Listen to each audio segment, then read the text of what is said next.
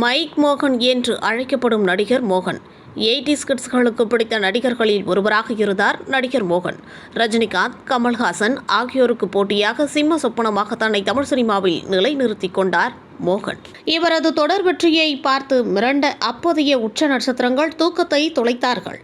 எனவேதான் அவரை வெள்ளி விழா நாயகன் என்று தயாரிப்பாளர்களும் இயக்குநர்களும் கொண்டாடினார்கள். குறைந்த பட்ஜெட்டில் அவரை வைத்து படம் தயாரித்த தயாரிப்பாளர்கள் நல்ல லாபம் பார்த்தனர். பாலுமகேந்திரா இயக்கிய முதல் படமான கோகிலா படத்தில் மோகனுக்கு வாய்ப்பு கொடுத்தார். கமல் ஹீரோவாகவும் சோபனா ஹீரோயினாகவும் நடித்திருந்த இப்படத்தில் மோகன் சிறிய வேடத்தில் நடித்திருந்தார். இதையடுத்து மூடுபனி படம் மூலம் தமிழில் அறிமுகமானார் மோகன்.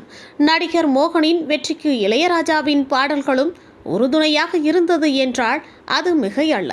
அது மட்டுமா, அவரது பெரும்பாலான படங்களில் எப்பொழுதும் மைக்கை பிடித்து பாடிக்கொண்டிருப்பதால் மைக் மோகன் என்று அழைக்கப்பட்டார். அவர் கதாநாயகனாக உச்சத்தில் இருந்த பிளேபாய் வில்லன் போன்ற கதாபாத்திரத்திலும் அவர் நடிக்க தயங்கவில்லை. சினிமாவில் ஆரம்பத்தில் ஒரு சில படங்களில் நடித்து வந்த மோகன் நாளடைவில் 10க்கும் அதிகமான படங்களில் நடித்தார்.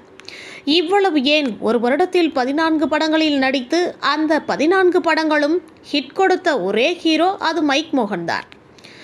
என்னதான் சினிமாவில் மாஸ் ஹீரோவாக இருந்தாலும் யாராலும் 1, 2, 3 படங்களை வேண்டுமென்றால் ஹிட் கொடுத்திருக்க முடியும்.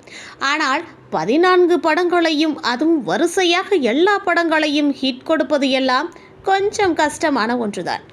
ஆனால் அந்த சாதனையை ரொம்பவே ஈஸியாக செய்துள்ளார் நடிகர் மைக் மோகன். இது போன்ற சினிமா மற்றும் சீரியல் சம்பந்தமான தகவல்களை தெரிஞ்சுக்க சினி டைம்ஸ் சேனலை சப்ஸ்கிரைப் பண்ணுங்கள்.